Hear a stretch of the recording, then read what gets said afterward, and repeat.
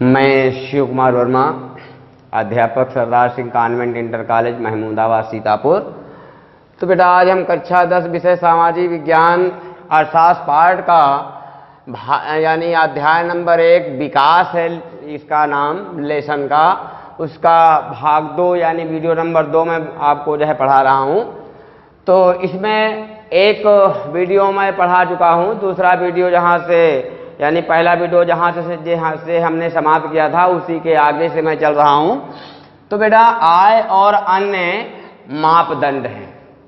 देखिए किसी देश की आय, किसी देश की प्रति व्यक्ति आय ही विकास का मानदंड नहीं होता है, बल्कि उसके कुछ अन्य सूचक भी होते हैं, है ना। जैसे प्रति व्यक्ति आय या औसत आय को यदि हम विकास मान लें तो ये नहीं ठीक है ना। इसके अन्य सूचक हैं, जैसे शिक्षा है, निर्धनता है, सामाजिक सुविधाएं हैं, ये भी मानव विकास के अन्य महत्वपूर्ण कारक हैं, है ना। तथा शिशु मृत्यु दर है बेटा, साक्षरता है और निवल उपस्थित अनुपात आदि के रूपों में हम विकास को समझ सकते हैं, है ना। तो एक आंकड़ा हमने दिया है तुलनात्मक विश्लेषण। तुलनात्मक विश्लेषण का मतलब है कि जो है प्रति व्यक्ति आय और व्यवस्थाओं से जो है क्या की गई है, तुलना की गई है। जैसे हरियाणा है बेटा, उसका क्या है यानी उसका जो आपका जो है यानी प्रति व्यक्ति आय है वो 1,62,034 प्रति व्यक्ति है। केरल की 1,40,190 प्रति व्यक्ति है और बिहार की 31,454 प्रति व्यक्ति है। तो इसमें जो केरल है बेटा वो नंबर 2 पर आता है इसमें, और बिहार 3rd में आता है और हरियाणा नंबर 1 पर आता है। अब हम देखें इस तालिका से इस तालिका का हम क्या करते हैं, तुलना करते हैं। तो इसमें क्या दिया गया है बेटा, इसमें दिया गया है कि हरियाणा में जो शिशु मृत्यु दर है वो 33 है, केरल में शिशु मृत्यु दर 10 है और बिहार में शिशु मृत्यु दर 38 है। ये 2016 का आंकड़ा है बेटा, ये कब का आंकड़ा है, 2016 का है। और जो ये आंकड़ा हमने दिया ये भी जो है 15-16 का है। तो इसमें हरियाणा में 33 व्यक्ति यानी 33 बच्चे 1000 बच्चों पर जो है मृत्यु को प्राप्त हो रहे हैं। केरल में 10 व्यक्ति हैं 10 बच्चे और बिहार में 38 बच्चे मृत्यु को प्राप्त हो रहे हैं। इसी प्रकार बेटा साक्षरता का जो है प्रतिशत है वो क्या है, हरियाणा में 82 है, केरल में 94 है और बिहार में 62 है। निवल उपस्थित अनुपात में क्या है कि यहाँ हरियाणा में 61 है, केरल में जो है 83 है और बिहार में 43 है। तो हर प्रकार से क्या है, केरल आगे है। तो इससे ये पता चलता है कि केरल राज्य में साक्षरता अधिक है ना। यानी स्वास्थ्य जो है अच्छा, स्वास्थ्य यानी स्वास्थ्य सेवाओं का विकास अच्छा हुआ है, इसलिए शिशु मृत्यु दर क्या है, कम है। अब बेटा बिहार में सबसे घटिया स्वास्थ्य व्यवस्था, जहां पर जो तो क्या है कि जो तो शिशु मृत्यु दर 38 है, हरियाणा में कुछ गरीमत है 33 है, नंबर 2 पर आता है। वही बेटा साक्षरता में से केरल की साक्षरता सबसे बेस्ट है, यानी यहाँ पर शिक्षा व्यवस्थाएं अच्छी हैं। हरियाणा में उससे कुछ खराब है और बिहार में तो सबसे खराब, यहाँ पर 62 व्यक्ति ही शिक्षित हैं 100 पर। ये 2011 का आंकड़ा है बेटा। अब निवल उपस्थिति में देखते हैं, हरियाणा में 61 है और केरल में जो है 83 है और बिहार में 43 है। तो इसमें भी क्या है, केरल आगे है। तो इसलिए कोई भी देश हो, है ना, कोई भी देश हो, उसके विकास में बहुत सारी व्यवस्थाओं को जोड़ा जाता है यानी समझा जाता है, तभी उस देश को विकसित घोषित किया जाता। वहाँ की शिक्षा, वहाँ का स्वास्थ्य, वहाँ की यातायात की सुविधाएं, औद्योगिकरण, बहुत सारी चीजें देखी जाती हैं। अब बेटा नेक्स्ट बिंदु आपका है मानव विकास और मानव विकास सूचकांक है।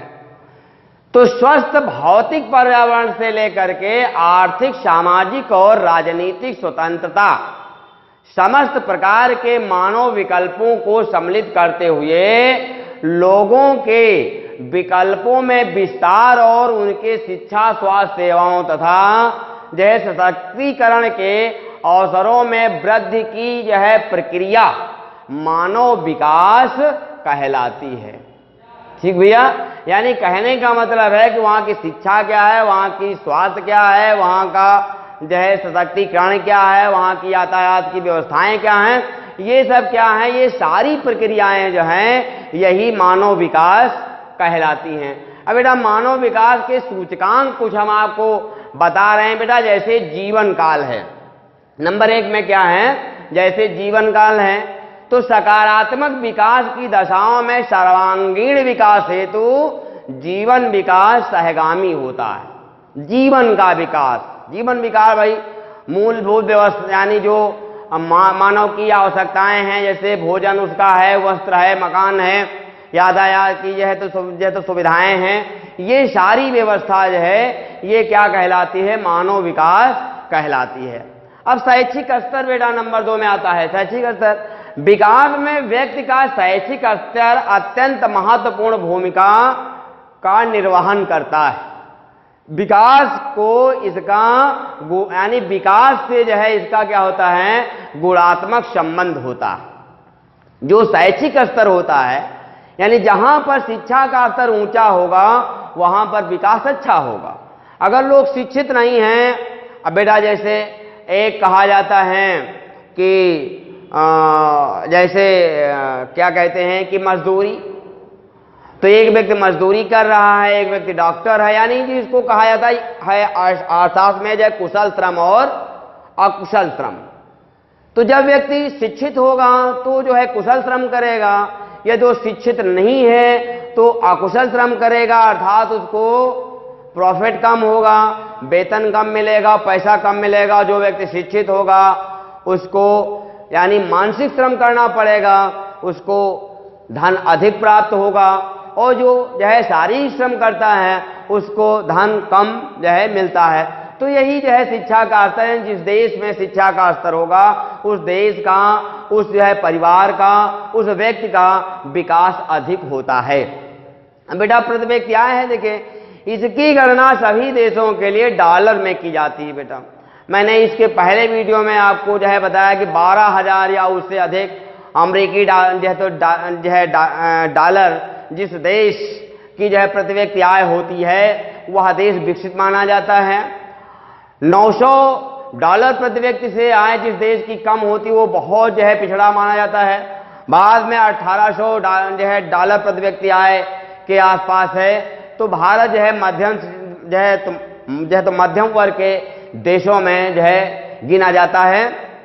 तो इस प्रकार से अनेक विरोधाभासों के बीच बेटा विकास का जो तुलनात्मक अध्ययन है उसमें जो है यानी जो है प्रति व्यक्ति आय महत्वपूर्ण भूमिका निभाती है। यानी प्रति व्यक्ति आय से ही जो है किसी देश को जो है विकसित और विकासशील की श्रेणी में रखा जाता है।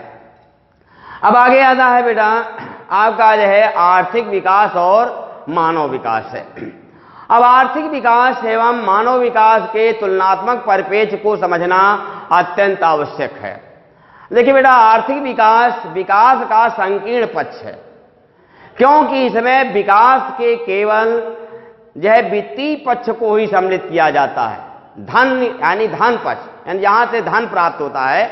मानव विकास विकास का व्यापक पक्ष होता है, क्योंकि इसमें वित्तीय पक्षों के साथ साथ महत्वपूर्ण गैर वित्तीय पक्षों को भी सम्मिलित किया जाता है। देखिए मुख्य रूप से बेटा तो क्या है जो प्रति व्यक्ति आय होता है, लेकिन इसके साथ साथ में अन्य बहुत सारी व्यवस्थाओं को जो है सम्मिलित किया जाता है, तभी उस देश को विकसित या विकासशील श्रेणी के अंतर्गत रखा जाता है। मैंने कई बार आपको बताया है कि वहाँ की यातायात व्यवस्था क्या है, वहाँ की जीवन प्रत्याशा क्या है, वहाँ पर बेरोजगारी कैसी है, यानी रोजगार के अवसर कैसे हैं। ये सब समझ करके तब किसी देश को विकसित या जो है विकासशील घोषित किया जाता है। अब बेटा विकास की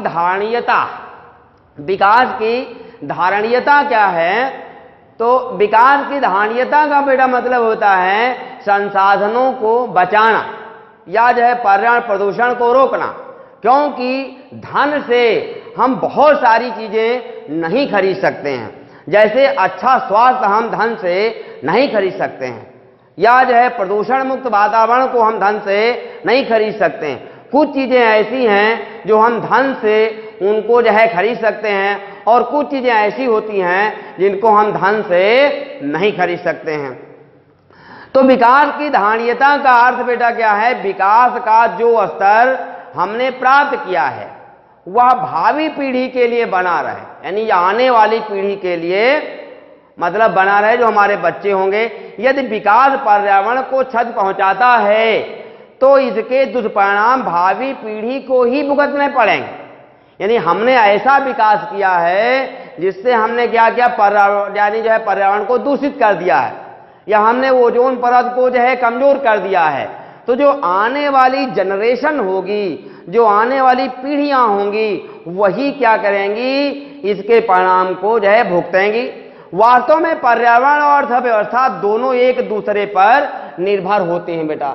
क्या है कि पर्यावरण और क्या है अर्थव्यवस्था एक दूसरे पर क्या है, निर्भर होते हैं। आज हमें क्या है भैया कि ऐसा विकास चाहिए जो आने वाली पीढ़ी के जीवन को संभावित औसत गुणवत्ता जो है प्रदान करें। यानी हमको विकास का ऐसा मार्ग अपनाना है, ऐसा विकास करना है कि भावी पीढ़ी के लिए नुकसानदायक ना हो, भावी पीढ़ी के लिए जो है गुणवत्तापूर्ण हो। ऐसे विकास की आज हमें आवश्यकता है। तो यहाँ तक बेटा ये लेसन जो है हमने समाप्त किया। अब अगले वीडियो में हम अगला लेसन लेकर के फिर आपके समक्ष जो है उपस्थित होंगे। तब तक के लिए धन्यवाद।